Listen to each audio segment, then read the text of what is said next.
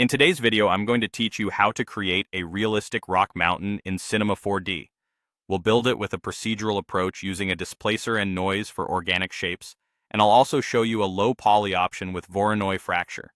Then we'll finish with materials, displacement maps, and render settings so it looks great on camera. Start by dropping in a simple base mesh, like a sphere or a cube.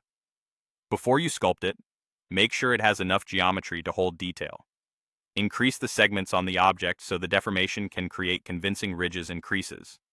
Now add a displacer as a child of your base object.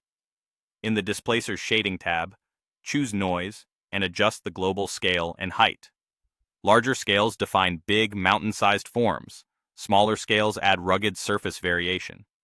Experiment with different noise types such as Booyah, FBM, or Voronoi type noises for different rock characters.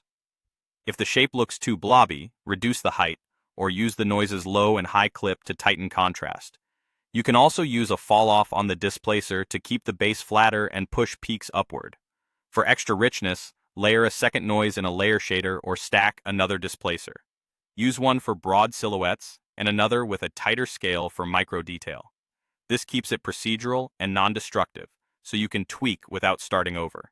If you want a stylized, low-poly mountain, place the same base object under a Voronoi fracture. Adjust the point distribution or cell size to create larger, chunky facets. Fewer cells produce bigger planes. More cells create finer faceting.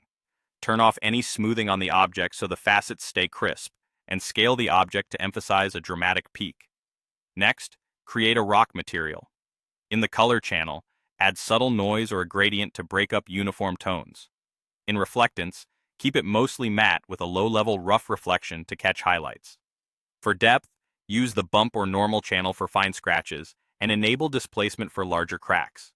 You can reuse a noise in the displacement channel, dialing in the height carefully to avoid tearing. If needed, enable sub-polygon displacement or adaptive subdivision in your material or render settings for cleaner results.